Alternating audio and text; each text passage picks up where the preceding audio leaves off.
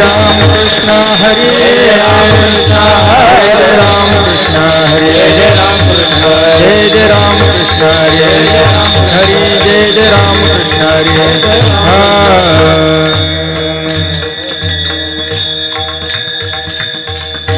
सुंदर ते ध्यान उभे विटेवरी सुंदर ते ध्यान उभे विटेवरी सुंदर ते ध्यान उभे विटेवरी ध्यान उभे विटेवरी करकटावरी ठेवूनिया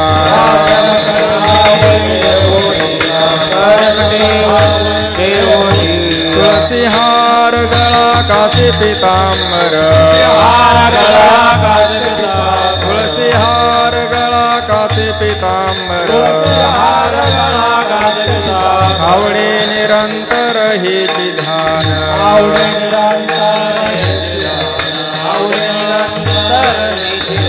मकर कुंडले तळपती श्रवणे मकर कुंडले तळपती श्रवणे कंठी कौस्तुभमणि तुलसी हार गळा कासे पीतांबर तुलसी हार गळा कासे पीतांबर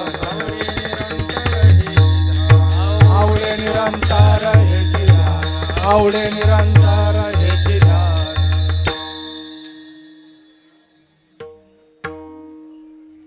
तुका म्हणे माझे हेची सर्व सुख तुका म्हणे माझे हेची सर्व सुख तुका म्हणे माझे हेची सर्व सुख तुका म्हणे माझे हेची सर्व सुख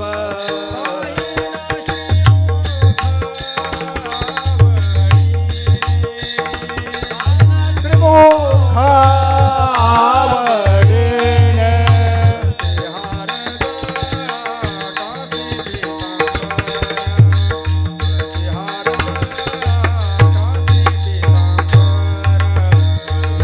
हार काळा कासे पीतांबर तुलसी हार काळा कासे पीतांबर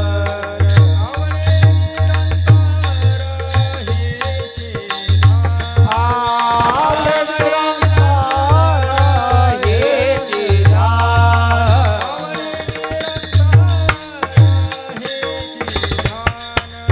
आवडे निरंतर हेची ध्यान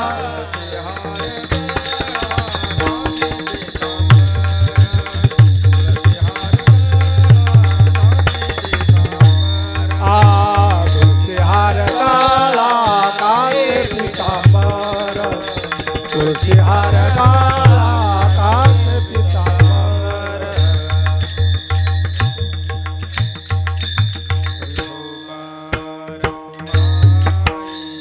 हो पार भुमाई हरे हरे ढोबार भुमाई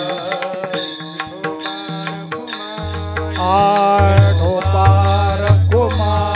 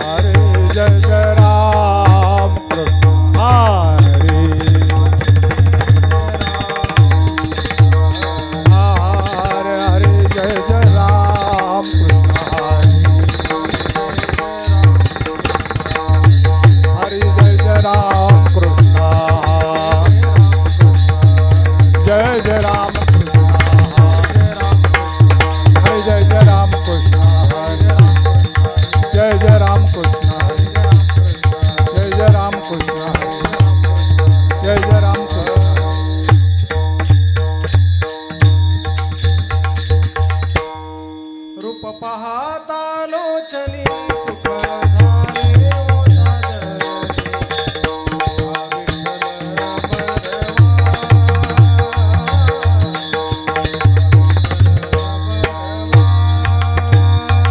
रूप पाहता लोचनी सुख झाले ओ साजनी तो विठ्ठल भरवा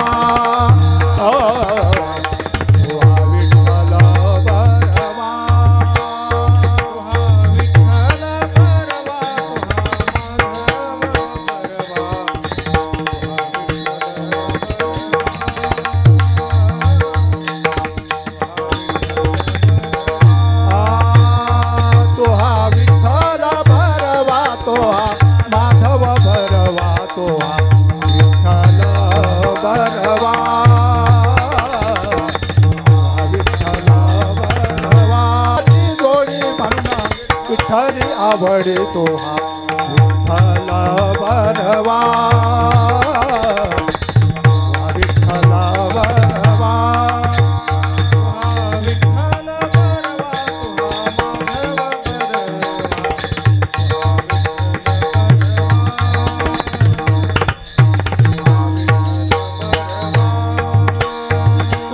विठ्ठल भरवा तो माधव भरवा तो विठ्ठल भरवा विठ्ठल भरवा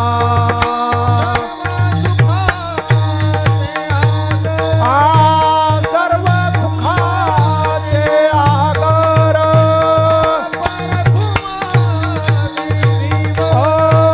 परखुमा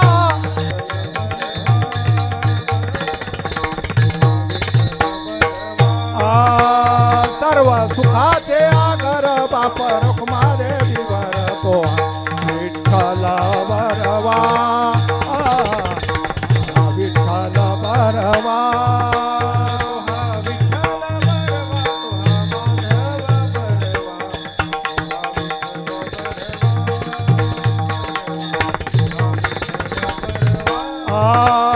तो विठ्ठल भरवा तो माधव भरवा तो विठ्ठल भरवा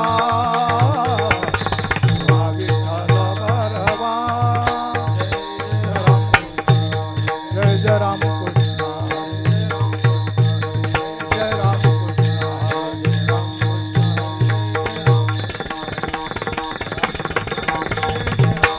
जय राम कृष्ण हरे जय जय राम कृष्ण राम कृष्ण हरे जय जय राम जय जय राम जय जय राम दुडीवरी दुडी गवळणी साते निघाली दुडी गवळणे सात निघाली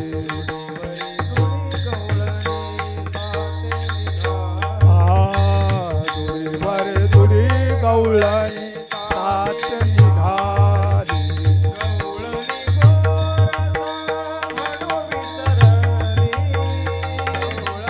गोरस म्हणू विसराले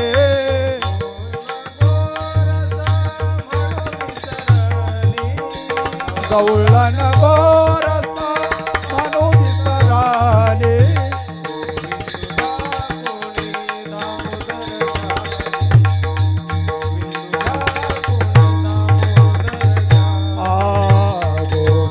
घ्या कोणी दामोदर घ्याय गोविंद घ्या कोणी दामोदर घ्याय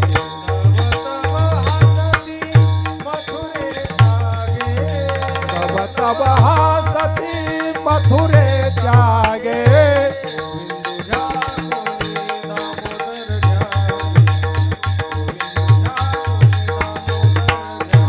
गोविंद घ्या कोणी दामोदर घ्या गोविंद घ्या कोणी दामोदर घ्या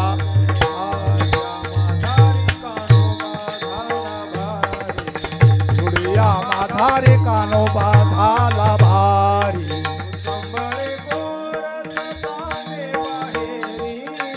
संबळे गोरस सांडे बाहेरी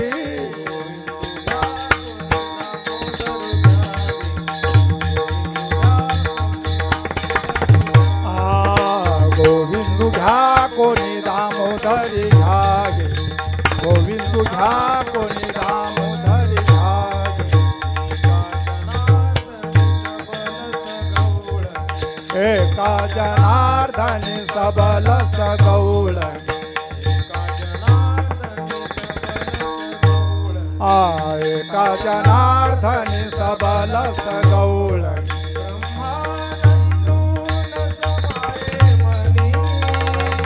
नंदू मनी न समय मनी ब्रह्मानंदू मनी न समय मनी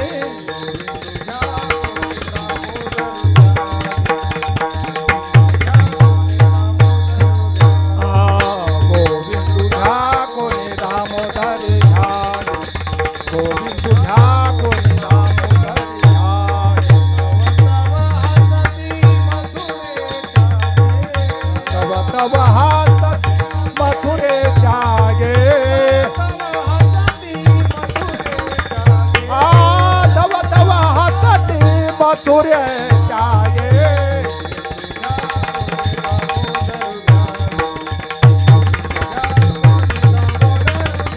गोविंद तुझ्या कोणी दामोदर जागे गोविंद तुझ्या कोणी दामोदर जागे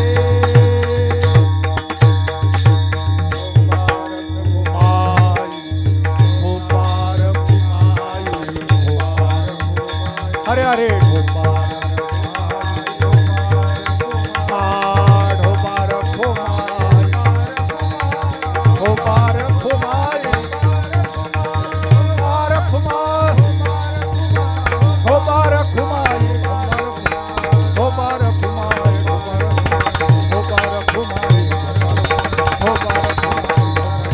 हो बार घुमाए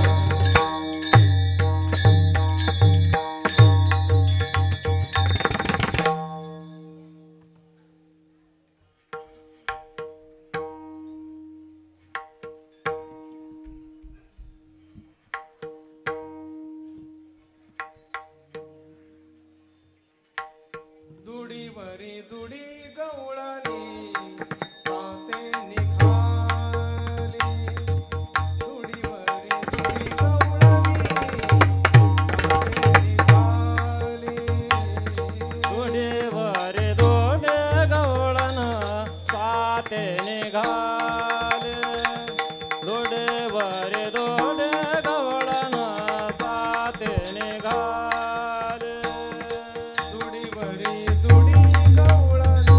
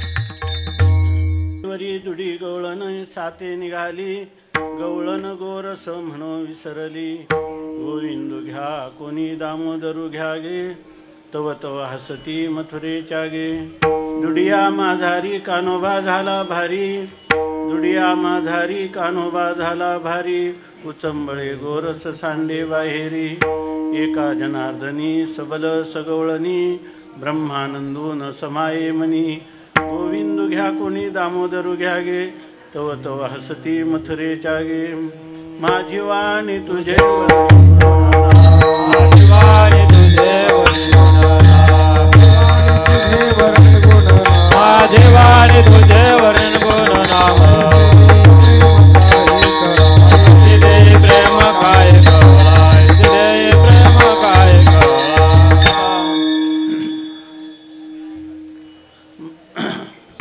माझी वाणी तुझे वर्णी गुणनाम ऐसे देई प्रेम काही कळा दुडीवरी दुडी गवळण साते निघाली गवळण गोरस म्हणो विसरली गोविंदू घ्या कोणी दामोदरू घ्या गे तव तव हसती मथुरेच्या गे संत सम्राट भगवान ज्ञानोबाराय वैराग्य रागरसिक जगद्गुरु संत शिरोमणी श्री तुकोबाराय शांती ब्रह्म श्री संत एकनाथ महाराज महाराष्ट्रातील सर्व संतांची मांदियाळी वारकरी संप्रदायाचं परम आराध्य दैवत श्री पांडुरंग परमात्मा आणि ज्या ह्या उत्सवाचं प्रवृत्तीनिमित्त आहे त्याची अधिष्ठात्री संत देवता प्रातस्मरणीय वंदनीय श्रोत्रिय ब्रह्मनिष्ठ असणारे गुरुवर्य बाबा या सर्वांच्या अलौकिक अकारण करून अद्भुत असीम अपूर्व अशा अनुग्रहामुळं तुम्ही आम्ही सर्व या पवित्र श्रीला इंद्रायणाच्या तटाकावर साक्षात संजीवन समाधिस्थ माऊलींच्या चरणकमलाजवळ आणि चातुर्मास्याच्या ह्या पावन पर्वकालामध्ये सर्व आपण जिवंत आहोत. आपले श्वासोच्छ्वास चालू आहेत ते लोहाराच्या भात्याप्रमाणे व्यर्थ नसून सार्थक आहेत. याचं कारण असं की या ठिकाणी हा जो एक प्रातस्मरणीय वंदनीय वैकुंठवासी बाबांचा हा जो निर्वाण महोत्सवाचं प्रथम वर्ष आहे. तर यामध्ये ह्या पावन पर्वामध्ये कारण संतांनी ज्या दिवशी देह ठेवला त्या काळाला ते पावन करत असतात. आधी चातुर्मास्याचं पर्व आहे आणि या पर्वामध्ये एक अलौकिक अभिनव असा आळंदीच्या इतिहासातला एक कार्यक्रम झाला. त्या कार्यक्रमाचं स्वरूप असं होतं, हे केवळ ज्ञानसत्र चालू होतं. इतर सप्ताह असतात परंतु याच्यामध्ये कीर्तन नाही. आज कीर्तन जे आहे तर ते एक अनधिकारिक चेष्टा म्हणून आम्ही स्वीकारलेला आहे एवढाच अर्थ. विठ्ठल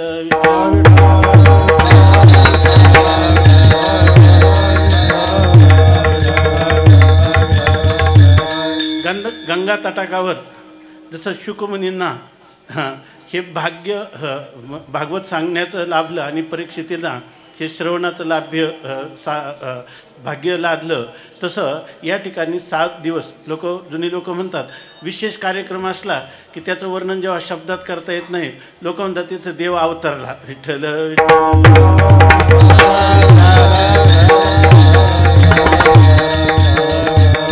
तसं या दिवसामध्ये 7 दिवस भगवान परमात्मा या ठिकाणी प्रगट होते आणि नवविधा भक्ती जी आहे ती आपलं स्वरूप शब्दाच्या माध्यमातून शब्दाचं टरफल बाजूला सांगून त्याच्या अंतरंगात भक्तीच्या अंतरंगात कसं शिरायचं याचं मार्गदर्शन होत होतं. आणि ह्या सर्वांना आपल्याला कृपाछत्र जे होतं ते वैकुंठवासी बाबांचं. विठ्ठल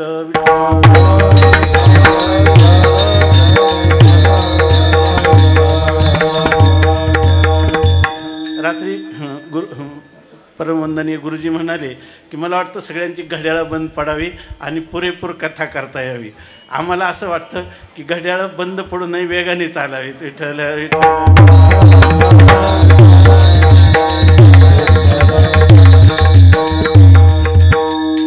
असं आहे की या काळात आपण जिवंत आहोत. जे लोक या ठिकाणी या कथेला आले ना, तर या ठिकाणचं जे काही वायुमंडल आहे ते इतकं विशेष होतं की त्या ठिकाणी प्रत्येकाच्या अंतकरणामध्ये असा 7 दिवस भागवत कथा ऐकली आणि 9विधा भक्तीचं निरूपण ऐकलं आणि त्याच्या अंतकरणामध्ये भक्तीचा स्फुल्लिंग निर्माण झाला नाही, असं कधी होणार नाही. तसं त्या ठिकाणी ऐकत असताना हे सर्व जी कथा होती, ह्या कथेचे वक्ते, श्रोते आणि विषय हे सर्वच अपूर्व होते. विठ्ठल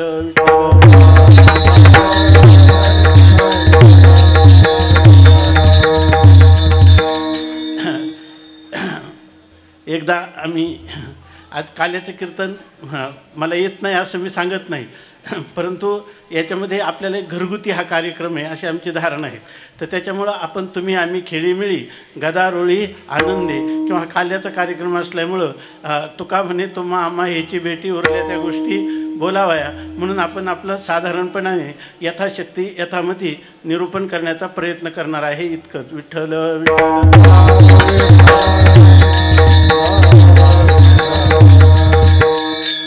आम्ही एकदा भामचंद्र डोंगरावर आपले परम वंदनीय प्रातस्मरणीय वैकुंठवासी कारभारी वारकरी आपल्या सगळ्या महाराष्ट्रातील वारकऱ्यांना ते ज्ञात आहेत, त्यांचा सप्ताह होता. ते म्हणे येतं का तिकडं, म्हणून आम्ही 2 वेळा तिथं जाण्याचा प्रसंग आला, 2-3 वेळा.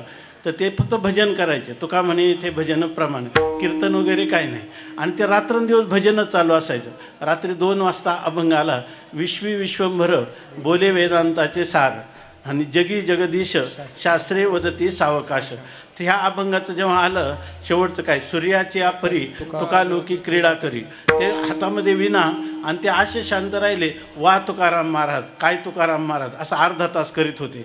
आणि त्याच्यामध्ये मला परवा पहिल्या दिवशीच कथा ऐकताना असं वाटलं ते असं काय असे प्रश्नार्थ किंवा काय अद्भुत पाहत असतील की ते काय म्हणायचे की जगी जगदीश आणि शास्त्रे वदती सावकाश. मला वाटलं की 40 वर्षापूर्वी त्यांना वाटलं की इथं येणारे आपले आचार्य जगदीश शास्त्री या ठिकाणी व्याख्यान करणार आहे आणि हे शास्त्राचंच वचन सांगणार आहेत. विठ्ठल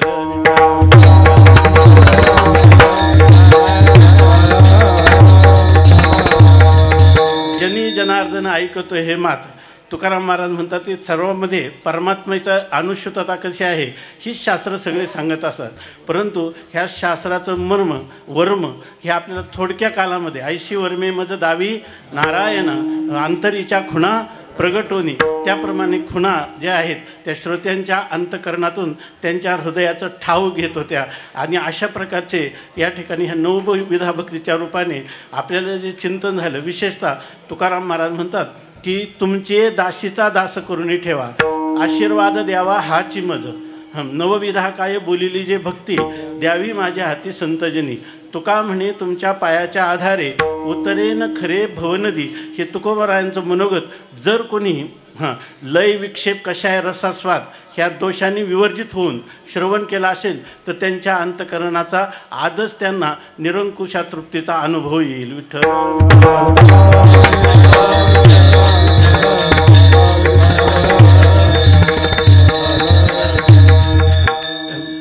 9विधा भक्तीचं निरूपण झालं, परंतु अंतकरणातला भाव आहे समर्पणाचा, दास्य भक्तित्वाचा.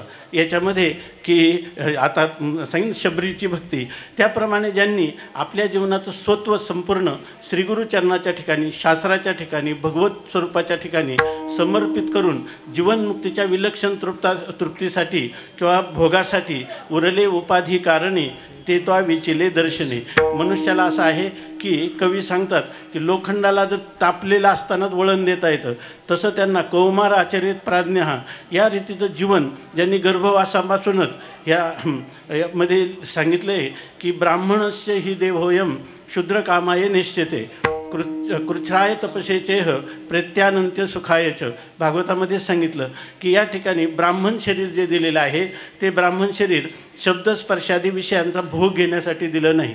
कृच्छ्राय तपसेचेह या ठिकाणी या मृत्यूलोकात आल्यानंतर जेव्हा ब्राह्मण शरीर आहे ते भागवत सांगतं की त्यांनी कृच्छ्राय म्हणजे अत्यंत कष्टकारक असं तप करायचं आणि प्रेत्यानंत्य सुखायचं आणि मरणानंतर विदेह कैवल्याला प्राप्त व्हायचं. केवळ सुखरूपता ज्याला म्हणतात, अशा जी अनिर्वाच्य असणारी आपली स्वतःसिद्ध स्वयंप्रकाश जी स्वरूपस्थिती, त्या स्थितीला प्राप्त व्हावं यासाठी हा जन्म आहे. परंतु या ठिकाणी प्रेत्य नाही, जीवनमुक्तीचं विलक्षण सुखच भागवताच्या माध्यमातून भोगायचं आणि समाजाच्या हृदयात हे हृदयीचे ते हृदय घातले अशा प्रकारचा जो आनंद आहे, जो निरुपम आनंद आहे, जो घनानंद आहे, ज्या ठिकाणी जो आनंद जो आहे नित्य नूतन वृद्धिंगत होणारा आनंद आहे, त्याला कोणतंही अभंगवाणीचं श्लोकाचं ओव्यांचं रूप देऊन आपल्याला आहाचं बोलाची वालिप फेडीजे आणि ब्रह्माची आचे अंगा घडीजे सुखेची सुरवाडीजे सुखाची माझी, अशा प्रकारची जी स्थिती आहे ती अनुभवण्यासाठी जणू काही ह्या दोन महापुरुषांचं या ठिकाणचं आगमन आहे.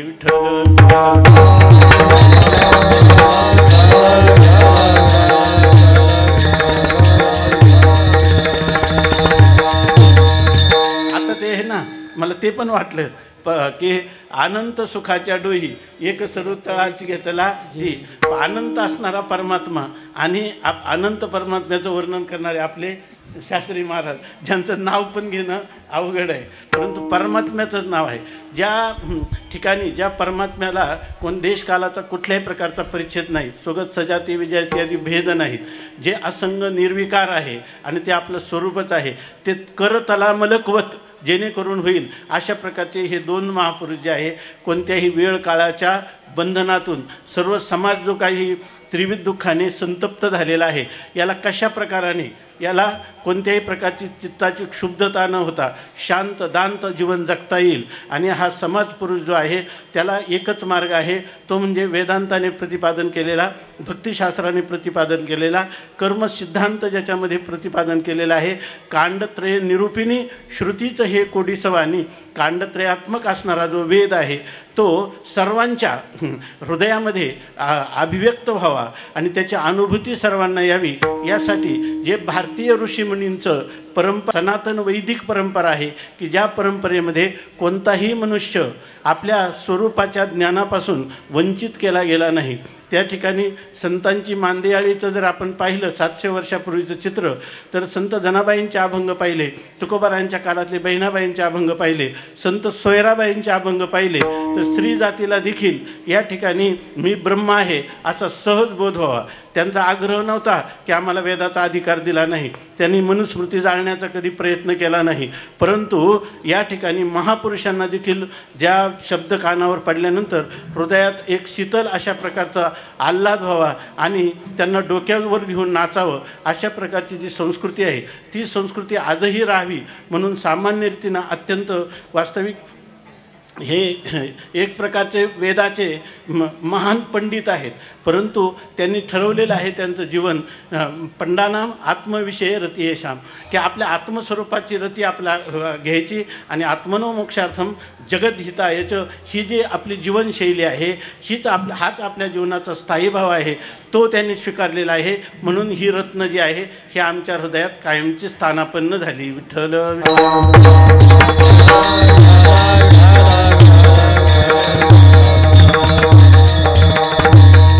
आणि याचं कारण जर कोणतं असेल तर याचं कारण आहे ह्या छत्राखाली माऊलींच्या जवळ ह्या स्वामी महाराज सांगायचे इतर क्षेत्रात केलेलं किंवा आपल्या घरी केलेलं 12 वर्षाचं अनुष्ठान आणि आळंदीमध्ये 3 दिवसाचं केलेलं अनुष्ठान याचीसुद्धा तुलना होत नाही. आणि असं हे दिव्य अलौकिक अनुष्ठान या ठिकाणी बाबांनी ह्यांना माध्यम करून, ह्या महापुरुषांना माध्यम करून आपल्याकडून करून घेतलं.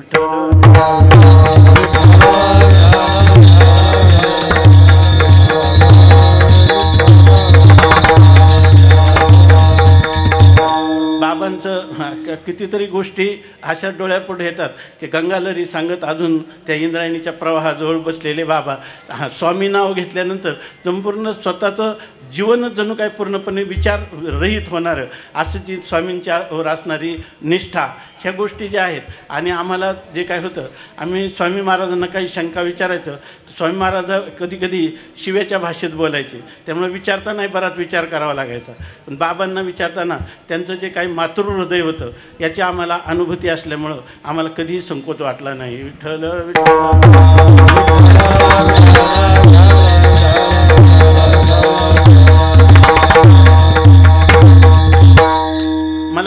भागवत वाचनाची आवड होती, लहानपणापासूनच होती.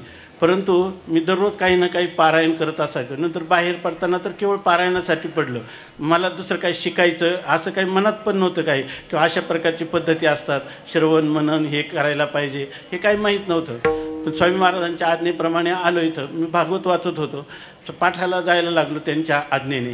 परंतु त्या पाठामध्ये मी जी शंका विचारायचो तर ती मी एकनाथी भागवत वाचल्यामुळं मला ते शंका यायच्या. त्यांनी वारंवार समजावून सांगायचे, परत यायच्या. तर मग ते एक दिवस मला म्हटले की अरे तुला हे जे शंका पुन्हा पुन्हा सांगितल्यावर परत परत कशा काय येतात? मी म्हटलं हे भागवतात तुम्ही मी सांगता त्याच्या विरुद्ध लिहिलेले आहे.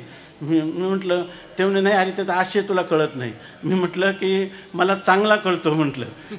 मी हे भागवत आहे ना याचा अनुवाद पण मी चांगला निर्दोष करू शकतो असं म्हटलं. ते म्हणून तुला काय माती कळतं का? विठ्ठल.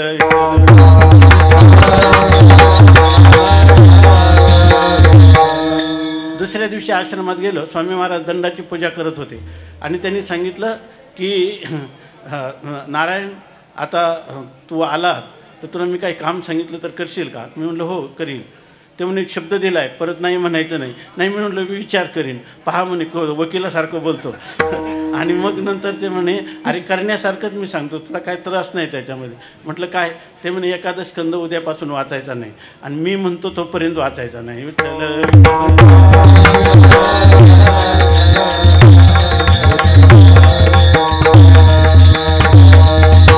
मला त्याच्या आधीच बाबांचं नरसिंह मंदिरामध्ये भागवत झाले होतं. स्वामी पण ऐकायला असायचे.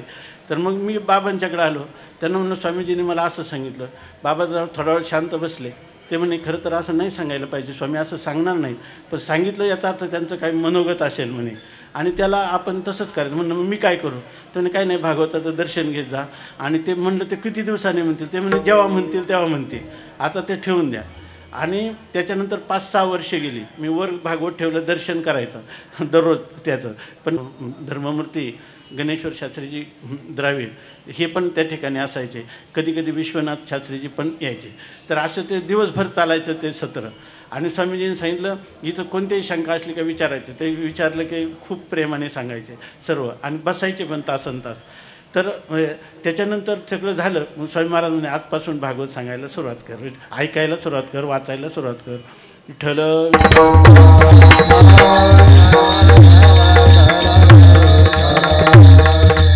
मग ते आल्यावर मी पुन्हा गुरुजींना सांगितलं. तर गुरुजी म्हणणे महापुरुषांना जे करताना त्याचं आज्ञेचं पालन करणं एवढंच केलं ना मग माणसाला कष्ट पडत नाही. विठ्ठल.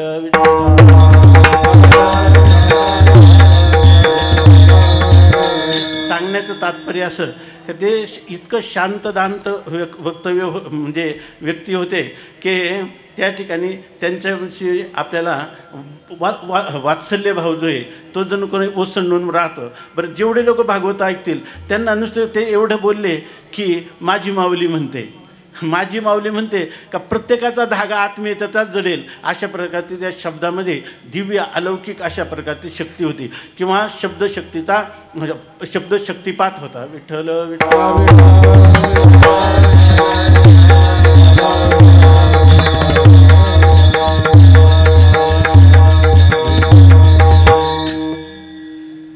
मला साप चावला आहे. साप चावल्यानंतर त्याच्यातून मी वाचलं. ते बाबांना कळलं. त्यांनी निरोप दिला. मी आलो भेटायला. तर कमीत कमी त्या वर्षात मला बाबांनी 5-6 ड्रेस दिले असतील. कारण ते प्रत्येक वेळा सर्पदंश झाला की मनुष्य जे काही वाचतं ना त्याला कपडे घ्यायचे असतात म्हणे. आणि ते कपडे एकदा दिले म्हणलं किती वेळा द्यायचे. तसे तर नेहमी चालू होतं पण त्या वर्षात कमीत कमी 5-6 वेळा. नाही आता हा घेऊनच जा. विठ्ठल.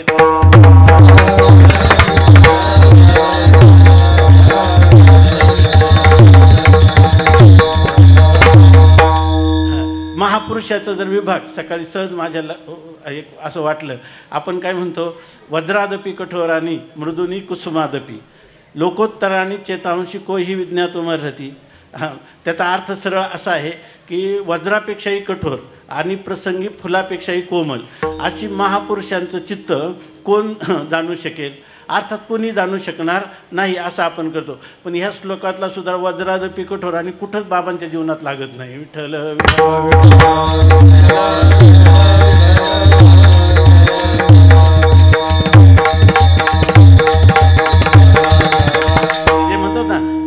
कोणापाशी होय एक रज द्यारे मद दीन दुर्बळाचे.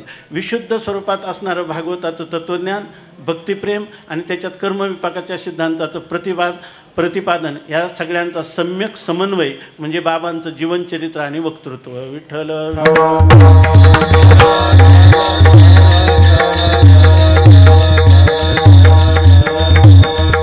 असो. या ठिकाणी अशा बाबांच्या भरपूर गंगालहरी सांगत असताना दुपारी कधी कधी आलो आम्ही, म्हणजे ज्ञान 3-4 वेळा तरी त्या काळात. तर त्यावेळेला ते गंगालहरीचं तत्त्वज्ञान त्यांना जणू काही जगन्नाथ पंडित जे आहेत ना ते म्हणजे फार मोठं एक वास्तविक त्यांचं जीवनचरित्र पाहिलं तर ते काही बाबांच्या दृष्टीने विचाराचं काही नाही. त्यावेळेला ते इतक्यापर्यंत जगन्नाथ पंडित किती गोड लिहितात. विठ्ठल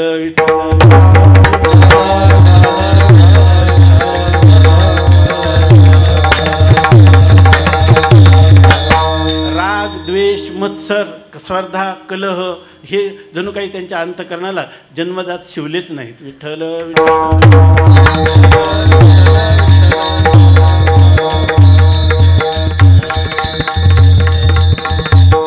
विष्णू व्याप्तव ह्या ज्याला म्हणतात ना व्यापक अंतःकरण महापुरुषाचं कसं असतं त्याचं मूर्तिमंत व्यक्तिमत्व म्हणजे गुरुवर्य वैकुंठवासी बाबा. संत जन सर्वत्र संपूर्ण गगन सर्वत्र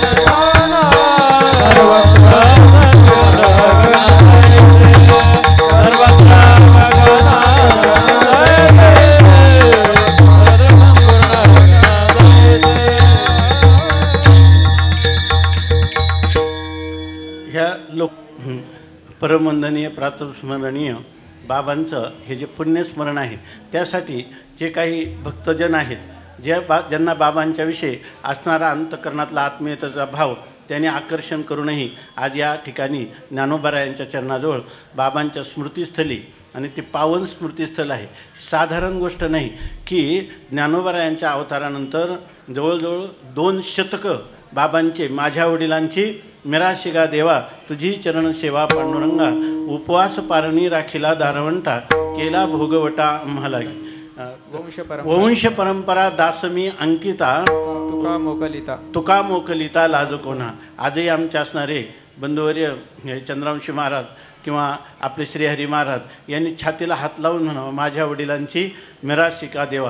त्यांनी प्रेम कलह करावा देवाशी की तुका मोकलिता लाज कोणा. आणि आमचे बंधुवर्य असणारे हरिभक्तपरायण प्रातस्मरणीय वंदनीय असणारे आमचे अवधूतजी महाराज तर ह्यांना ह्या प्रत्येक पिढीतल्या प्रत्येक महापुरुषांनी मागच्या पिढीचा आश्रय घेऊन पुढच्या पिढीत हे संक्रमण केलं म्हणून ही परंपरा अव्याहत चालत आली.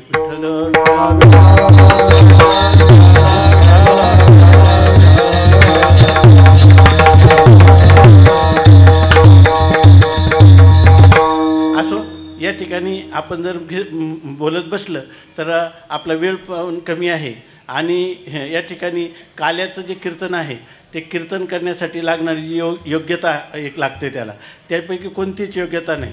इथं तर टाळ मृदुंग पश्चिमेकडे माझे गाणे दक्षिणेकडे. मला कधी कधी लोक म्हणतात की आज तुमचा स्वर लागला होता. मी म्हटलं लागला तर मी पकडून ठेवला असता लागला हेच कळलं नाही तर सुटलेलं काय कळणार. तसं या ठिकाणी अनेक महापुरुष आहेत महान विभूती आहेत की ज्यांनी खरं या ठिकाणी काल्याचं कीर्तन करावं. जसं गुरुवर्य शास्त्री महाराज त्यांनी ही सेवा केली त्यांचंच असावं. गुरुवर्य शास्त्री महाराज त्यांचंही तसंच आहे. आणि आमचे पितृतुल्य असणारे नाना इथं बसलेले आहेत की सगळ्या महाराष्ट्राचे जे नाक आहे वारकरी शिक्षण संस्था आणि त्याचं सचिवपद जे आहे तर ते ज्याला म्हणतात सर्व समर्पण काय म्हणायचं. समर्पण शब्द जो आहे ना ज्यांना समर्पणाचा अर्थ अजून कळला नाही कारण जर आम्हाला समर्पणाच्या मर्यादा सांगितलं त्याने ऐकून घेतल्या असत्या ना ऐकूनच घेत नाही, कारण ते समर्पणाच्या शब्दाचा सुद्धा विचार करायला तयार नाही.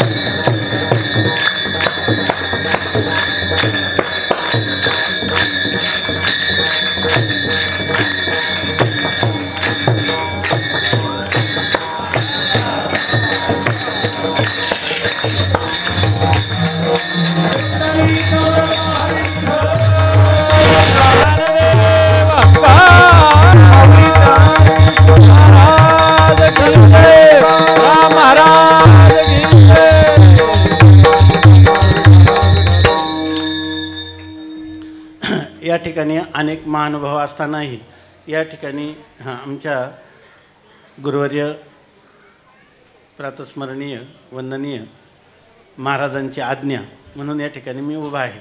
वास्तविक या ठिकाणी आमचं जे काही बोलणं आहे ते म्हणजे कीर्तन प्रवचन त्यातलं व्याख्यान गायन कुठलंच अंग नाही.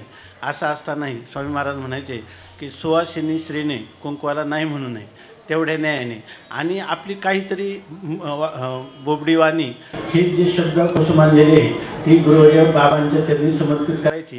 याच्यासाठी हा प्रपंच विठ्ठल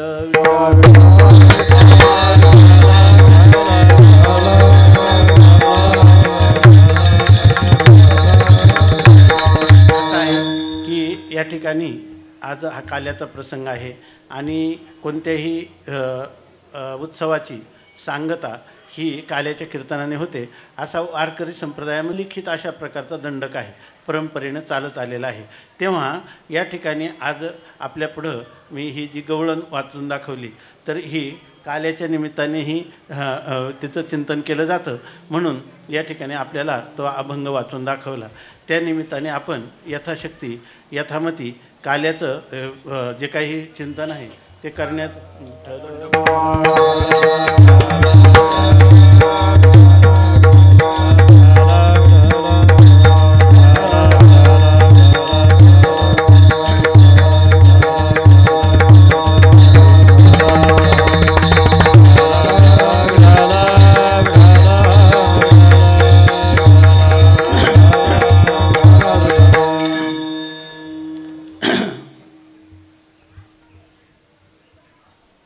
काला जो आहे याचा विषयी भरपूर विचार केलेला आहे. आपल्या सांप्रदायिक परंपरेमध्ये काला जो आहे तुका म्हणे काला कोठे अभेद देखीला, म्हणजे 7 दिवस जे काही आपण चिंतन करतो त्याचं पर्यवसान ह्या अभेदामध्ये झालं पाहिजे. काय हे कल्पित भेद आणि वास्तव अभेद अशा प्रकारचे शास्त्राचा सिद्धांत आहे. तेव्हा या कल्पित असणाऱ्या भेदाचं कल्पितत्व ठरावं आणि अवशिष्ट जे केवळ आपलं स्वरूप स्थिती आहे, जी केवळ अद्वैत स्वरूप आहे, स्वतःसिद्ध आहे, अशा प्रकारची जी स्थिती आहे ही आपल्याला ज्ञात व्हावी. आणि ती ज्ञात होऊन केवळ आपल्याला मोक्ष पुरुषार्थ प्राप्त व्हावा असं नाही. हा वारकरी संप्रदाय फार श्रीमंत आहे की ज्याच्यामध्ये भक्ती भाग्य सीमा साधीन पुरुषार्थ ब्रह्मीचा जो अर्थ निज ठेवा असंही म्हटलेलं आहे. आणि पंचम पुरुषार्थ जो आहे तो पंचम पुरुषार्थ मी साध्य करील. आणि तो पंचम पुरुषार्थ म्हणजे काय तर काल्याच्या रूपाने या ठिकाणी ज्ञानोत्तर प्रेमलक्षणात्मक भक्तीचा लाभ करून घेतला की आपल्या जीवनाचं खरं सार्थक झालं. विठ्ठल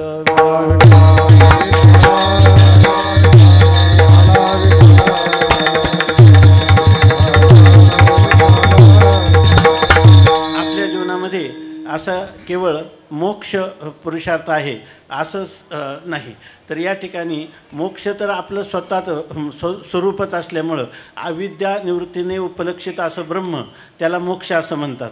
परंतु संतांनी उरले उपाधी कारणे तेत्वा विचिले दर्शने, तत्त्वज्ञान झाल्यानंतरही जे जीवन उर्वरित राहतं, ज्याला अविद्यालेश किंवा प्रारब्ध लेशानुरूप त्याचा व्यवहार चालू राहतो, परंतु हा व्यवहार जो आहे तर त्या ठिकाणी ईशतमल किंवा विक्षेप जर अंतःकरणात असेल तर त्या ठिकाणी त्याला निरंकुशा तृप्तीचा अनुभव घेता येत नाही. यस्त्वात्मरतिरेवश्चाद आत्मतृप्तश्च मानवः आत्मन्येवच संतुष्टस्तस्य कार्यम न विद्यते. ही संतुष्टी ही रती त्याला भोगता येत नाही. कित्येक वेळेला त्यामध्ये काही प्रतिबंध असल्यामुळं निष्प्रतिबंध आनंदाची अनुभूती येत नाही.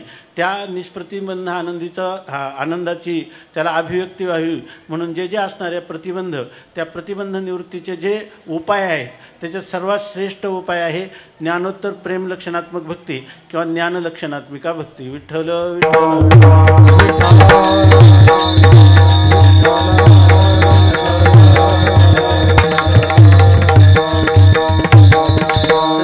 भक्ती भाग्य सीमा साधीन पुरुषार्थ असं तुकोबाराय म्हणतात. घोटवीन लाळ ब्रह्मज्ञाने हाती मुक्ता आत्मस्थिती सांडवीन. अशा प्रकारचं जे वर्णन तुकोबारायांची जी अनुभूती आहे तीच अनुभूती प्रत्येक वारकऱ्याला घेता यावी अशाच प्रकारची ह्या संप्रदायाची साधना प्रणाली आहे. आणि या ठिकाणी हे जे काही ज्याला आपण म्हणतो विषय तर नाही निर्विषय अशा सुखाची अभिव्यक्ती आणि ती उत्तरोत्तर वृद्धिंगत होणारी आनंदाची अभिव्यक्ती, त्याच्या उपलब्धीचं साधन सांगण्यासाठी ज्ञानोबाराय तुकोबारायांचे अवतार झाले. त्याच्यासाठी त्यांचं वाङ्मय निर्माण झालं आणि त्या वाङ्मयाचं सूत्राला धरून त्या सूचक वाक्यांनी आपण आपल्या मूळ स्वरूपापर्यंतही पोचू शकतो. आणि जोपर्यंत हे शरीर आहे तोपर्यंत आपण या ठिकाणी ह्या जीवनमुक्तीचं विलक्षण सुख भोगू शकतो आणि विदेह कैवल्याला प्राप्त होऊ शकतो. विठ्ठल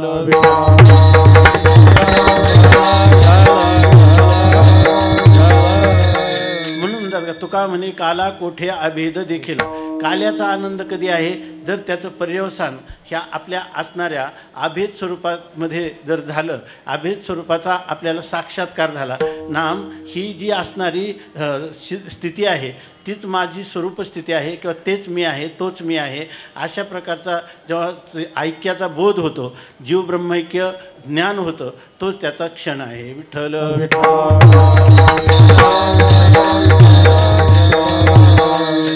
आणि काल्याचा आनंद असा आहे की जे लोकांचे विचार त्यांनी सांगितलं, आपली मूळतः भारतीय संस्कृतीच अशी की समगच्छध्वम समवदध्वम समो मनांशी जानताम. जर या ठिकाणी बाबांच्या छत्राखाली आपण आलो असेल तर एकाच्या मनात आलं की आज आपल्याला आळंदीला बाबांच्या उत्सवाला जायचं, मित्राला सांगायला लागलं तो म्हणतो तूच काय, आपण सर्वच जाऊ. समगच्छध्वम समवदध्वम, तो म्हणतो की आपल्याला जायचं आहे, तो म्हणतो मी तुला हेच सांगणार होतो की आपल्याला आळंदीला जायचं आहे. किंवा समूह मनांशी जाणता, तो म्हणतो की माझ्या मनात असा संकल्प आला अगोदर, तो म्हणतो माझ्याही मनात तसाच आला.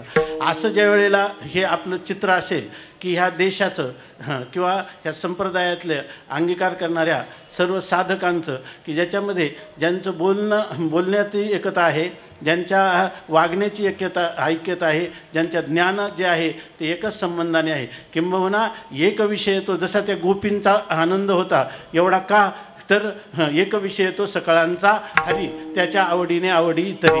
अशा प्रकारचं हे जे जीवन असावं, हे जीवनाचा आदर्श दर 7 दिवसाच्या अनुष्ठानानंतर आपल्याला काल्याचा अभंग सांगत असतो.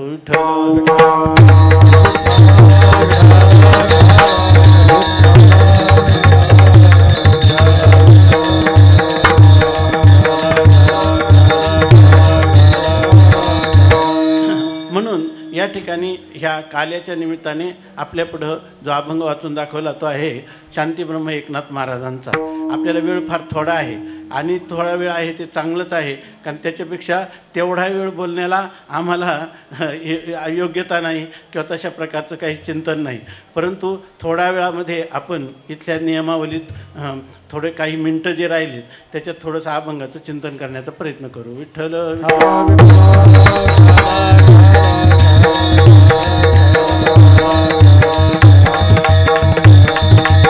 हे जे आपण उत्सव साजरा करतो ना, त्यावेळेला त्याची परिसमाप्तीचे जे क्षण आहे ते आपल्या जीवनात असे असले पाहिजे.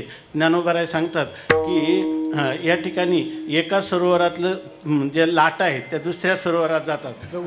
जवळिकेची सरोवरे उचंबळलिया कालवती परस्परे, मग तरंगाशी धवळारे तरंगची होती. या ठिकाणी एका भिंतीमध्ये वर बाजूला एक सरोवर आहे, खालचं सरोवर आहे. इकडचं वाऱ्याची लाट आली का इकडं ते पाणी जातं, इकडची आली का इकडं जातं. तसं आपले हृदय जी इतकी निष्कपट व्हायला पाहिजे, इतकी निरागस व्हायला पाहिजे, इतकी आपपर भाव विवर्जित व्हायला पाहिजे, इतकी ज्ञानसंपन्न, एवढे भावसंपन्न आणि एवढे प्रकारचं शास्त्रविहित कर्माचे अनुष्ठानं करणारी की त्याच्यामध्ये आपण जणू काही शरीरं अनेक आहेत पण आपलं तत्त्व मात्र आत्मतत्व एकच आहे. या बोधावर प्राप्त झाले तर खऱ्या आपल्या समाजपुरुषाचं निर्माण आणि त्याची खऱ्या अर्थाने असणारं उत्थान हे झाल्याशिवाय राहणार नाही. केवळ रागद्वेष किंवा धर्म अधिकाच्या द्वेषाने ही गोष्ट होणार नाही. रागद्वेष विवर्जित अंतकरण सर्व मात्राचे होईल हे ज्ञानोबारायांचं उद्दिष्ट आहे, हे तुकोबारायांचं उद्दिष्ट आहे. त्यासाठी आपण ह्या भावामध्ये जाण्यासाठीच आपल्या जीवनाची साधना असली पाहिजे.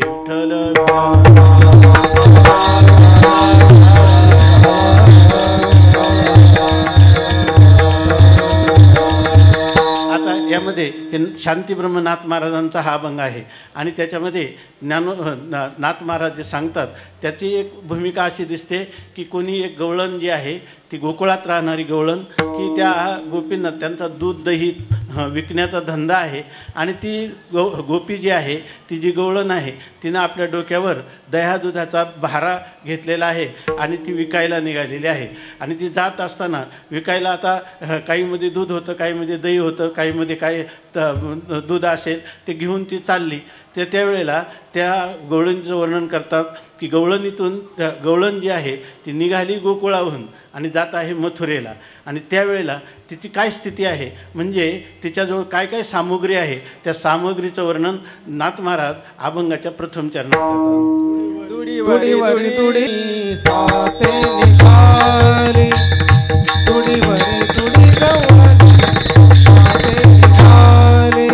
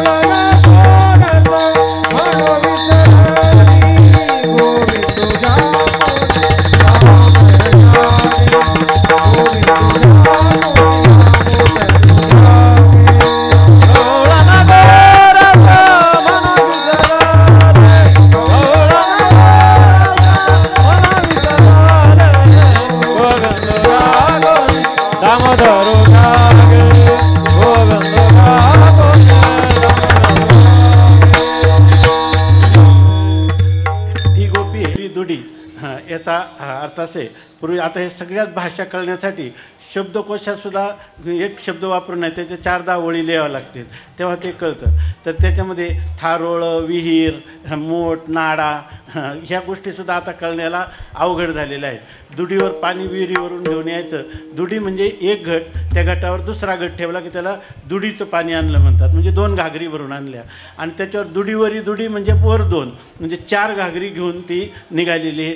काहीमध्ये दही असेल, काहीमध्ये दूध असेल, काहीमध्ये ताक असेल, काय जे असेल ते. तर ह्या गोष्टी ते घेऊन निघाली आणि दुडीवरी दुडी गवळण आणि ही गोपी कुठं साते निघाली. साते निघाली म्हणजे बाजारला चालली. जिथं दुधादयाची विक्री ज्या मथुरेमध्ये करण्यासाठी ती निघालेली आहे आणि त्यामुळं ती साते निघाली. पण आता मग बाजारामध्ये आपण म्हणतो ना, बोलतं त्याचं सर्व विकतं. तिथं तिनं म्हणायला पाहिजे ना, दूध घ्या, दही घ्या, असं काही म्हणायला पाहिजे.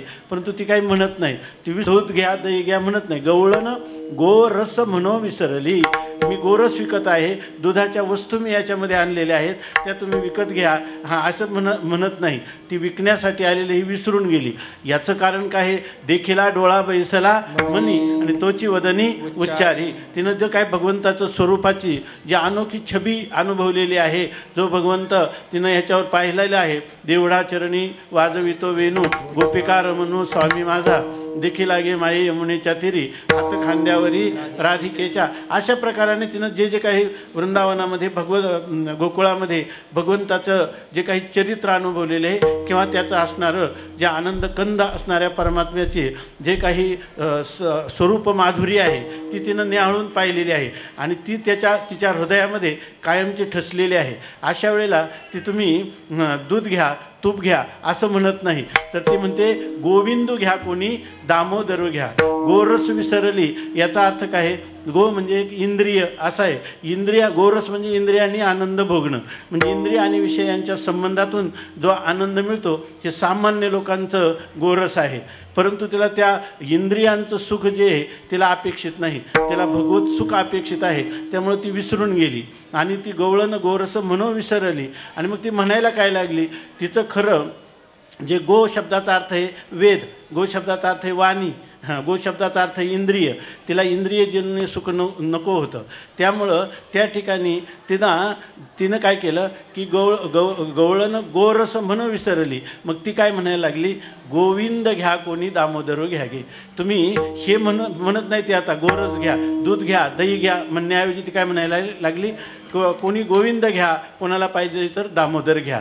याचा अर्थ तिथं गोविंद घ्या म्हणजे जो गो म्हणजे वेदवाणीच्या द्वारा ज्याचं यथार्थ ज्ञान होतं ते घ्या, किंवा त्याचं नामस्मरण नामनामित अभेद असल्यामुळं त्याचा तुम्ही सदा नाम घोष करू हरी कथा या मार्गाने तुम्ही त्याला मिळवा, किंवा वेदाने ज्याचं प्रतिपादन केलेलं आहे त्या मार्गाने तुम्ही अधिकारानुसार सत्शास्त्राचं संतांच्या सहवासात चिंतन करून अंतर्मुख वृत्तीनं आपला अधिकार जाणून या ठिकाणी तुम्ही मार्गक्रमण करा, परमार्थाची वाटचाल करा, तुमच्या जीवनाचं कल्याण होईल. म्हणून ती म्हणते गोविंद घ्या किंवा दामोदर घ्या.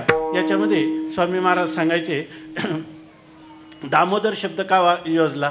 दाम म्हणजे दाव, दोरी, आणि त्यांनी आपलं उदर ज्याने बांधले. ज्या वेळेला हे कोणतं विमलार्जुन वृक्ष उपटले तर त्यावेळेला यशोदामायाने भगवंताला दोऱ्याने बांधलं होतं. तर त्याचे 3 ओळ होते किंवा 3.5 ओळी सांगितल्या जातात. तर त्याप्रमाणे ते होतं. तर दामोदर याचा अर्थ तुम्ही परमार्थाची वाटचाल करा. स्वामी महाराज म्हणायचे की ह्या उदराला दाव बांधा, म्हणजे तुम्ही अन्नाचं जे काही भक्षण करता शास्त्रीय नियम पाळून त्याच्यामध्ये तुम्ही अन्न म्हणजे तुमचा आहार आणि उपलक्षण आणि विहार हा सगळा सात्विक असू द्या, हे दामोदर पदाने सांगितलं. विठ्ठल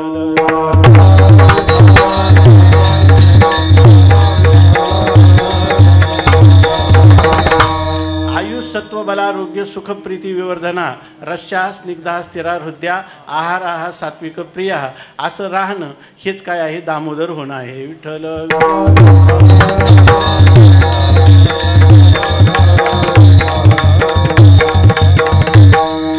गोविंद दामोदर ही परमात्म्याची नावं आहेत. तेव्हा अशा परमात्म्याचं नामस्मरणामध्ये तुम्ही रंगून जा आणि त्याची जी अनुभूती आहे ती मला आलेली आहे आणि मी ती अनुभूती तुमच्यामध्ये संक्रमित करू शकते असंही त्या ठिकाणी ती सूचित करते. विठ्ठल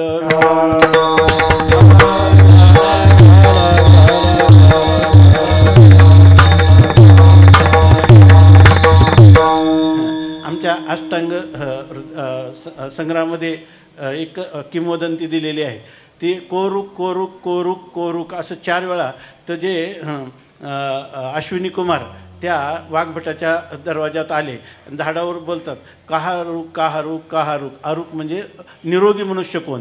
त्या निरोगी मनुष्य कोण हे जेव्हा ते काही पूजेत होते त्यांच्या लक्षात आलं की हा कावळ्याच्या रूपाने हे अश्विनी कुमार बोलत आहे. तेव्हा त्यांनी त्यांना उत्तर दिलं सोरुक सोरुक सोरुक. तोच निरोगी राहू शकतो कोण. अभूक हितभूक मितभूक अभूक अशाख भूक अभूक असं सांगितलं. याचा अर्थ काय आहे बाकीचा विचार करायला आपल्याला वेळही नाही. आणि त्या ठिकाणी त्यांनी सांगितलं की हितभूक मितभूक आपल्याला लागल तेवढंच खायचं आणि त्याच्यापेक्षा 2 घास कमी खायचं. हे एक सौदा दामोदर शब्दातून शिकवलं. विठ्ठल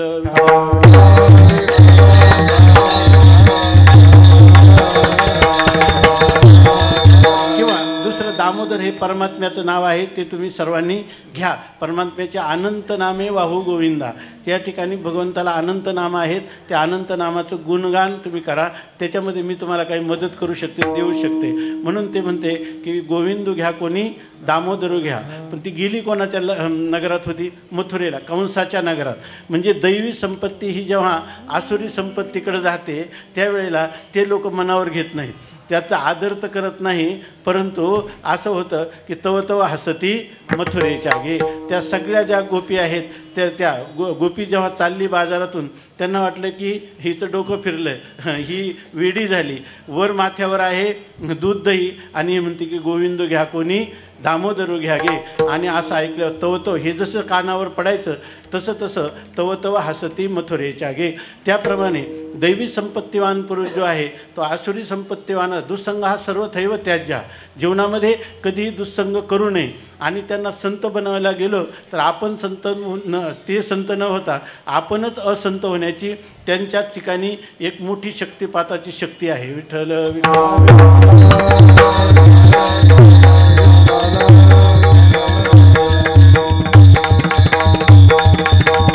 जेव्हा चितघन सद्घन आनंदघन परमात्म्याच्या चिंतनामध्ये आपली सूक्ष्म गंभीर अंतर्मुख वृत्ती जेव्हा लीन होऊन जाते किंवा तद्रुपतेला प्राप्त होते त्यावेळेला असं एक सामर्थ्य येतं की या ठिकाणी जे काही त्यांचा अंतःकरण आहे त्या आगाते वृत्ती किरीटी आधी मनवनी चिवठी मग ते वाचा दिठी कराशिये.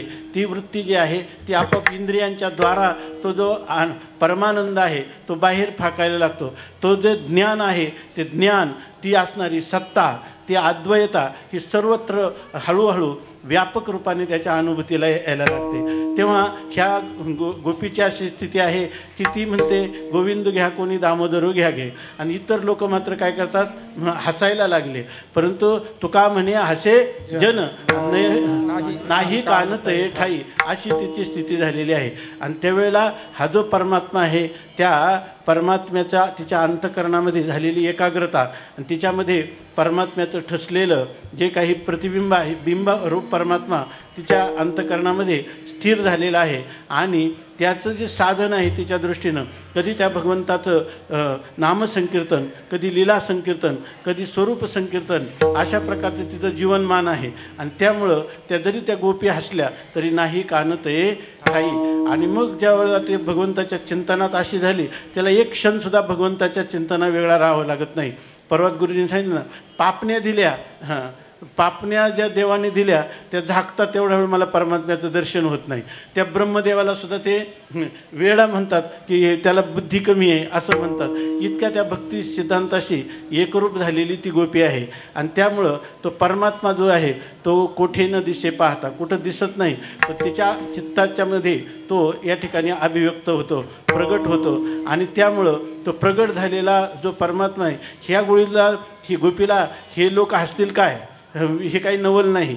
जे सामान्य लोक आहे तिला त्यांची स्थिती कळणार नाही. परंतु जे शास्त्राचे पंडित आहेत ज्यांनी आपल्या जीवनामध्ये अंतरंग साधनाचा अभ्यास करून जीवनमुक्त अवस्थेला प्राप्त झालेले आहेत ज्ञानलक्षणात्मक भक्तीचा आश्रय ज्यांनी केलेला आहे, पण त्यांनासुद्धा हे पाहिल्यानंतर त्या आनंद वाटेल किंवा त्याला ह्याच्याविषयी अद्भुतता वाटेल, अलौकिकता वाटेल, अशा प्रकाराने भगवान स्वतःच त्या ज्या घटांमध्ये आहे त्या घटांमध्ये भगवान प्रगट झालेले आहेत. आणि त्यांनी तिसऱ्या चरणात सांगतात, दुडिया मानोबा झाला भारी, दुडिया माधारी मानोबा भारी, दुडिया माधारे मानोबा झाला भारी, दुडिया माधारे मानोबा झाला भारी, संबळे मोरस सांगे माहेरी, संबळे मोरस सांगे माहेरी, गोविंद तुझ्या कोणी दामोदर घ्यावे, गोविंद तुझ्या कोणी दामोदर घ्यावे, सांगे माहेरी, उदंबळ गोरख सांगे माहेरी, गोविंद तुझ्या कोणी दामोदर घ्यावे, गोविंद तुझ्या कोणी दामोदर घ्यावे. नाथ महाराजांनी भागवतामध्ये लिहिलं, ज्या वेळेला हा निरुपम असणारा, निरतिशय असणारा, निर्विषय असणारा असा जो आनंद आहे, तो आनंद ज्या वेळेला अंतःकरणात मावत नाही, तो इंद्रियांच्या द्वारा त्या ठिकाणी बाहेर पडत असतो. जर त्या ठिकाणी सगळी जी इंद्रिय आहेत, सगळी इंद्रिय परमात्म्याच्या आपल्या इष्टदेवतेच्या स्वरूपाला विषय करून त्या आनंदाचा भोग घेत असतात. आनंदाचे डोही आनंद तरंग, आनंदाचे अंग आनंदाची, किंवा सुखाचे व्यवहारी सुखलाभ झाला, आनंद कोंदला मागे पुढे, संगती पंगती देवासवे घडे, नित्य नित्य जोडे त्याची साथ, अशा प्रकारचा हा आनंद आहे, ती गोपी भोगत आहे. तेव्हा या गोपीकडं पाहून मोठ्या मोठ्या महापुरुषांना देखील या ठिकाणी त्याच्याविषयी त्यांनी जे तुकोबाराय म्हणतात की, घोटविनं लाळ ब्रह्मज्ञाने हाती, मुक्त आत्मस्थिती सांडविनं, तीर्थ ब्राह्मकाशी आणि नाळस, कडू स्वर्गवास करीन भोग, अशा प्रकारचं ही जी आनंदाची भूमिका आहे, त्या भूमिकेत ती गोपिका आहे. आणि त्याच्यामध्ये हा परमात्मा भारी झाला म्हणजे विशेष रूपाने प्रगट झाला. सामान्य चैतन्य होतं, ते भक्तिभावाने तिच्या द्रवीभूत झालेल्या चित्तामध्ये त्याला लाख पगळल्याप्रमाणे, आणि जसं तिचं शिक्कात रूपांतर व्हावं तशा प्रकारे तो परमात्मा प्रगट झालेला आहे. म्हणून म्हणतात की, दुडिया माधारी कानोबा झाला भारी, आणि उचंबळे गुंडे बाहेर. एक असा अर्थ आहे, इंद्रियाचं सुख आहे हे बाहेर तुच्छ म्हणून पडून गेला असं, किंवा आतमध्ये असणारा अंतःकरणातला जो आनंद आहे तो ओसंडून वाहू लागला, असाही अर्थ करता येणं शक्य आहे.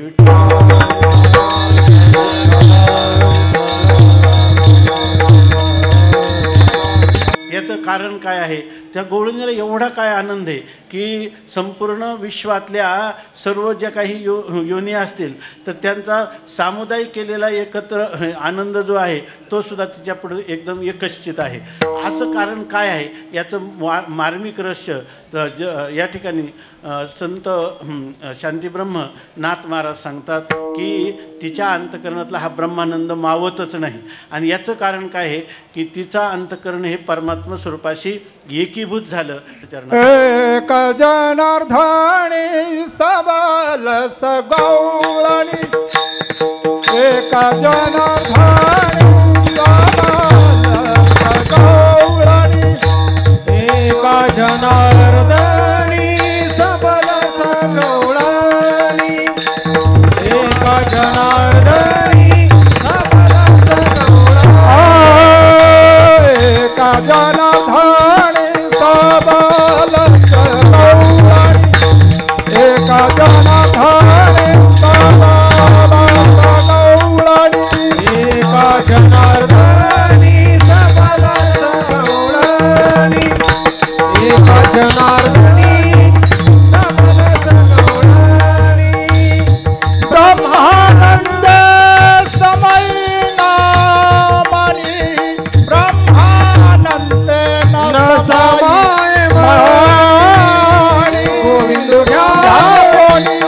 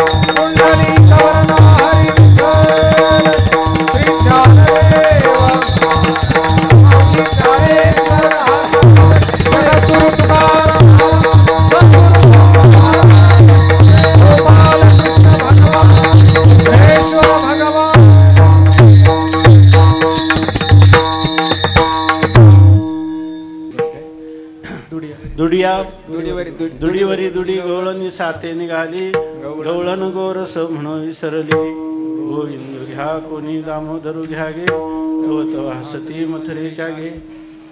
दुडिया माझारी. आपण या ठिकाणी जे काही नाथ महाराजांच्या अभंगाच्या संबंधाने काल्याचा प्रसंग म्हणून चिंतन करण्याचा यथाशक्ती यथामती प्रयत्न केला. याच्यानंतर जर खरी अशी गोष्ट आहे की चरित्र ते उच्चारावे केले देवे गोकुळी. ह्या काल्याचा असा एक नियम आहे की भगवान परमात्म्याने जे गोकुळामध्ये चरित्र केलं त्याचं वर्णन ह्या कीर्तनामध्ये करायचं असतं. तुम्ही म्हणाल आतापर्यंत तुम्ही तर काहीच केलं नाही, आता तर 5च मिनिट राहिले आणि काल्याचं कीर्तन केलं नाही. तर हे मुळात जे आता आपल्याला अभंग वाचून दाखवला याचं गुरुवर्य धुंडा महाराजांनी केलेले हे ह्या विषयाचं चिंतन आहे की 2 मिनटात सांगतो. की कोणीतरी अभंग घेतला हा काल्याच्या कीर्तनाला आणि त्यांना फडकऱ्यांनी सांगितलं की हा अभंग घेऊ नका, म्हणजे बसत नाही ह्याच्यामध्ये. मग ते त्यांनी महाराजांना सांगितलं. तर महाराजांनी सांगितलं की हे अर्थ घ्यायला काय हरकत नाही. त्याचं कारण त्यांनी सांगितलं की चरित्र ते उच्चारावे केले देवे गोकुळी. गोकुळातलं चरित्र, पण ते म्हणजे मथुरेला चालली होती पण मथुरे तिचं लक्ष कुठं होतं, ती गोकुळातच होती. दे असो माझा भलती ठाई चित्त तुझे पायी असो द्यावे. तसंच त्यांनी सांगितलं होतं. दुसरं एक हे की याती कुळ माझे गेले हरपणी श्रीरंगा वाचून आणून येणे. आता हे काल्याचं अभंग किंवा कीर्तन म्हणून कसं करता येईल? गोकुळातलं कुठे आहे? हे सगळं गोकुळातलंच आहे. तिचं जे हे इंद्रिय समुदायाचं जे समुदाय आहे हेच गोकुळ होतं आणि सगळे अंतःकरण वृत्ती इंद्रिय कुठं वेधलेली होती परमात्म्याकडं. त्यामुळे म्हणजे काही हरकत नाही. विठ्ठल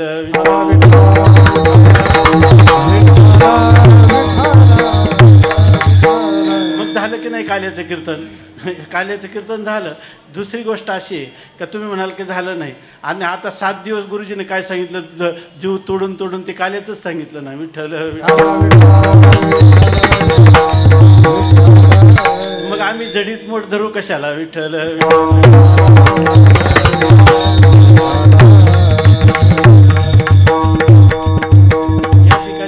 हे गोकुळ म्हणजे गोकुळातलं जीवन म्हणजे हा जीवात्मा, त्याचा जो इंद्रिय समुदाय आहे त्याच्यामध्ये तो राहत असतो. याच्यामध्ये त्यांनी खऱ्या अर्थाने आपल्या आत्मस्वरूपाशी एकरूप व्हावं किंवा जे आपला आत्मा आहे तोच आपल्या इष्टदेवतेच्या रूपाने आपल्या समोर आहे.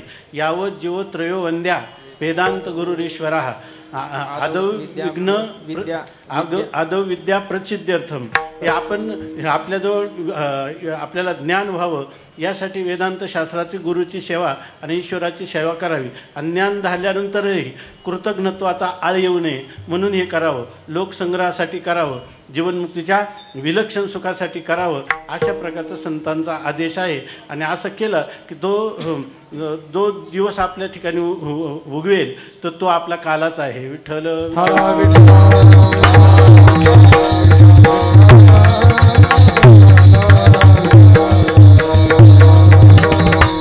भगवान परमात्मा कृष्ण गोकुळी जन्मला दुष्टा चळका पसटला. सगळ्याच लोकांना त्या कंसाला तर भयच वाटलं. त्याला कृष्ण परमात्म्याचा कशा प्रकारे वध करता येईल यासाठी त्यांनी सर्वतो प्रकारचे प्रयत्न केले. महाबळ भट्टाला पाठवलं, पुतनेला पाठवलं, त्याचा क्रमसुद्धा आपल्याला सांगता येणार नाही.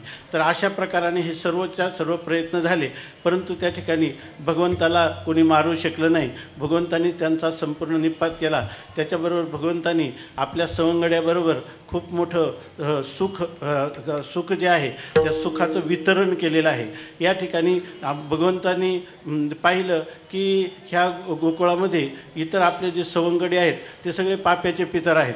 त्यांनी सांगितलं का तुम्हाला अशी स्थिती का? तुम्ही दूध दही खात नाही का? आपले गुरुवारी बाबा म्हणत असतात खात नाही, पाहतो आम्ही, कारण ते सगळे विकायला नेत असतात बाजारात.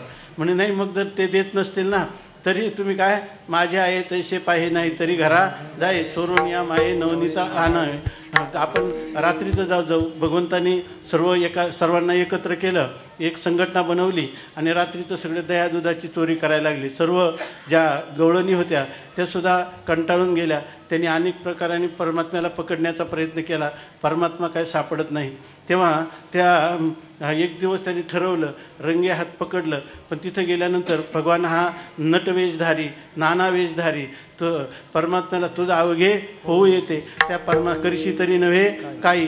त्या परमात्म्याने जेव्हा पकडून ती गोपी गेली तर तिच्या अगोदरच तिच्या यशोदामयाच्या मांडीवर भगवान परमात्मा खेळत होते. त्यामुळे ती सगळ्यांना म्हणायला लागली, काय सांगाता गाराणी गोकुळच्या नारी, तुमचं काही खरं नाही, तुम्ही ठाईच्या ओढाळा, अशा प्रकारचे ती त्यांना अपशब्द बोलू लागल्या यशोदा माता. परंतु एक दिवस मंथन करताना त्यांच्या लक्षात आलं की ह्या लोणी का निघत नाही.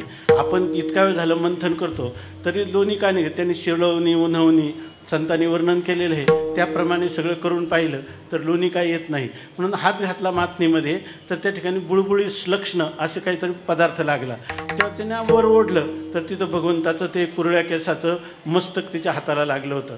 आता यशोदामायांना शंका राहिली नाही की हा कृष्णच ह्या सर्व खोड्या करतो. आणि मग संध्याकाळी नंदबाबा आले की त्यांनी नंदबाबांना सांगितलं काय आहे की स्वामी महाराज नेहमी सांगायचे, आमचे चांडोळे अण्णा पण सांगायचे की ह्या गोष्टी ज्या आहेत आपली मुलं जी आहेत, आई बऱ्याच वेळा मुलांचे अपराध झाकून ठेवते आणि पुढं जाऊन त्याचे दुष्परिणाम होतात.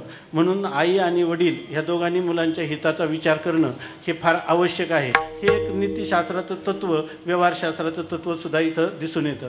यशोदामायांनी सांगितलं. मग भगवान परमात्मा जे आहे तर ते हे सगळी छोटी छोटी वासरं घेऊन, खांद्यावर घोंगडी घेऊन, वेणू घेऊन त्या गायींना चारण्यासाठी जाऊ लागले. तिथं गेल्यानंतर भगवान आपल्या सवंगड्याबरोबर नाना प्रकारचे खेळ खेळतात. शेवटी खांदी भार पोटी भूकाचे सुख, सर्वांना भूक लागते. आणि त्यावेळेला भगवान परमात्मा जे आहेत ते सांगतात की तुम्ही हे लोण्याचे गोळे वगैरे सर्व माझी आहे तैसे पाहे, नाही तरी घरात आहे, हे सर्व असलं पाहिजे. त्याच्यामध्ये एक त्यांचा सवंगडी होता, तो तिथंच थांबून राहिला. त्यांनी सांगितलं मी जाणार नाही. का जाणार नाही? कोणासाठी केली प्रपंचाची होळी, या पाया वेगळी माये बापा, जाळूनी संसार बैसलो अंगणी, नाही तुझ्या मनी मानसी. मी तुला पूर्वीच सर्व समर्पण केलेलं आहे, आता मी कुठं झाला, मला आई आणि वडील आहेत कुठं? गुरुरे बाबा सांगत असतात, म्हातारीचं भांडण झालं. त्यांचं वय होतं 95 म्हाताऱ्याचं, आणि आजीचं वय होतं 90 वर्षाचं. त्यांचे भांडण कडाक्याचं झालं. त्यांनी सांगितलं आत्ताच्या आता तुझ्या बापाच्या घरी निघून जा. आता 90व्या वर्षी कुठलं बापाच्या घरी निघून जावं? ते म्हणे आता मी काय वैकुंठात जाऊ का? अशा प्रकारची स्थिती आहे. तेव्हा विठ्ठल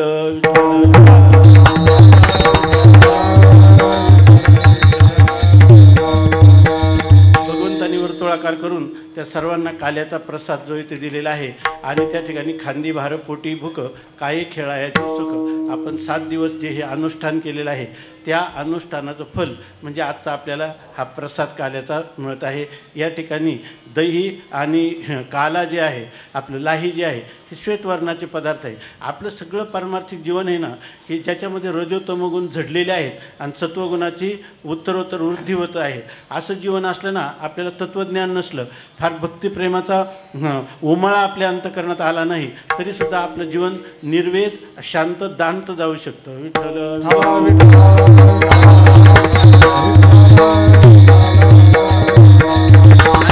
ज्यांच्याशी संबंध येतो ते लाहीसारखे शुभ्र असले पाहिजे आणि दह्यासारखे शुभ्र असले पाहिजे, सत्वगुण संपन्न असले पाहिजे. विठ्ठल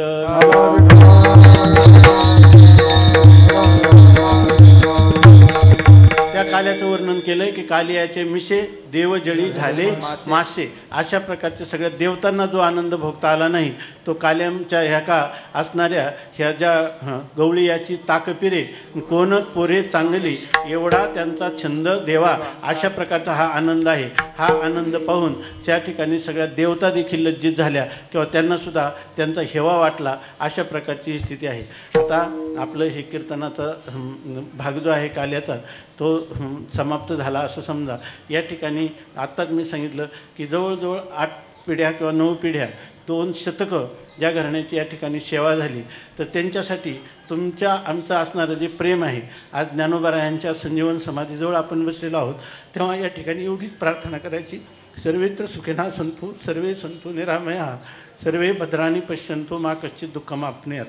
ही जी परंपरा आहे ही परंपरा अशीच चालावी म्हणून त्यांना दीर्घ आयुष्य आणि आरोग्य लाभावं. आताच आमचे दादा जे आहेत, वंदनीय दादा, ते बायपासच्या रूपाने एकदा वरून जाऊन आलेले आहेत. आता पुन्हा त्यांना आयुष्य पण ह्या सेवेसाठी दिलेलं आहे. तरी ही सेवा अशीच अव्याहत राहो. आणि या ठिकाणी हे जे ज्ञानसत्र झालं हे फार अलौकिक झालेलं आहे. तेव्हा जे आपण सप्ताहाच्या परंपरेतून चिंतन करण्याची आपल्याकडे जास्त पद्धत आहे, परंतु सर्व द्रव्य यज्ञाहुनी ज्ञानयज्ञ मोठा, अनुष्ठान करिता याचे भव होय खोटा. बाबा गर्दे म्हणतात किंवा या ठिकाणी भगवान स्वतः सांगतात काय, सर्व द्रव्यमयात यज्ञात श्रेयान द्रव्यमय देत, श्रेयो द्रव्यमयात यज्ञात ज्ञानयज्ञ परंतप. हा ज्ञानयज्ञ श्रेष्ठ आहे. म्हणून जिथं भागवती कथा चालेल, जिथं नारद भक्तिसूत्र चालेल, एखादा ग्रंथ पांगत चालेल, त्या ठिकाणी जाऊन आपण ते जे ज्ञानयज्ञामध्ये जे रसग्रहण करतो किंवा त्याचं जे अनुष्ठान करतो त्याचं फल काय अलौकिक आहे. आणि हे आयोजन करताना मला तर वाटतं प्रत्यक्ष बाबांनीच सगळ्यांच्या प्रेरणात अंतकरणात ही एक प्रेरणा दिली किंवा आमच्या दादांच्या अंतकरणात ही प्रेरणा दिली की या ठिकाणी माऊलींच्या जवळ बरेचसे काही नियम असतात, परंतु या ठिकाणी कुठलाही कोणी प्रतिबंध केला नाही. आता 200 वर्षाची सेवा आहे, त्या सेवेमुळं त्यांच्यासाठी एक अपवादात्मक अशा प्रकारचं या ठिकाणी हे ज्ञानसत्र चाललं गेलं. आणि तेही भागवताचंही गंभीर चिंतन, नवविधा भक्तीचंही गंभीर चिंतन. वास्तविक एवढा वेळ म्हणजे त्यांच्या दृष्टीनं फार अपुराच आहे. कालच त्यांनी सांगितलं की मला वाटतं की सगळ्यांची घड्याळं बंद पडावी आणि मला निर्वेद चिंतन करता यावं ह्याच्यामध्ये. तर अशा प्रकारचं जिथं कथा तिथं आम्ही असं आपलं जर जीवन झालं आणि ह्या ज्ञानसत्रामध्ये, कारण काय हे श्रवण जे आहे भागवतामध्ये सांगितलं ना की प्रविष्टा कर्णरंध्रेण स्वानाम भाव सरोरोहम धुनोती शमलम कृष्ण सलिलस्य यथा शरद. शरद ऋतूतलं पाणी जसं स्वच्छ असतं तसं या ठिकाणी परमात्मा जो आहे हा परमात्मा तुम्ही केवळ नाचले गायले याने तुमच्या हृदयात प्रविष्ट होत नाही. परमात्मा हा कर्णेंद्रियाच्या द्वारा, स्वामी महाराजांना जर कोणी म्हटलं का आम्हाला नामस्मरण आणि परमार्थाची आवडी वाटली कशावरून, तर ते म्हणे आम्ही त्या काळात ते होतं ना रामायण टी व्हीवर, तर ते पाहिलं आणि झालं. ते म्हणे आता तुमची आवड झाली जाईल, ती थोड्या दिवसांनी निघूनही जाईल. कारण काय आहे, मुळात नियम असा आहे की परमात्मा कानाच्या बिळातून हृदयात जात असतो, तुमच्या डोळ्यातून गेला तर तो कधी निघून जाईल. त्याच्यापेक्षा तुम्हाला वेगळं दृश्य वाटलं की तुमचा निश्चय डळमळून जाईल. विठ्ठल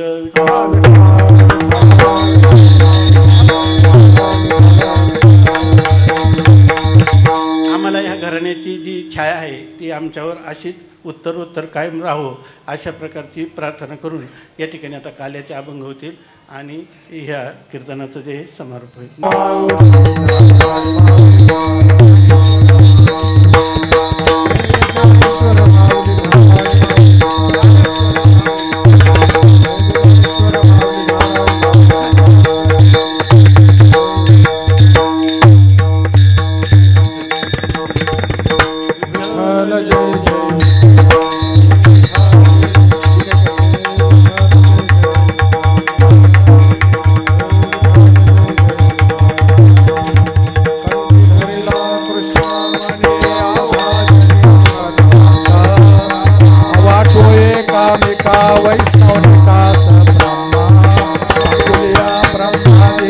उत्तम लोका काला वाटो एकामिका वैष्णवनिका सप्र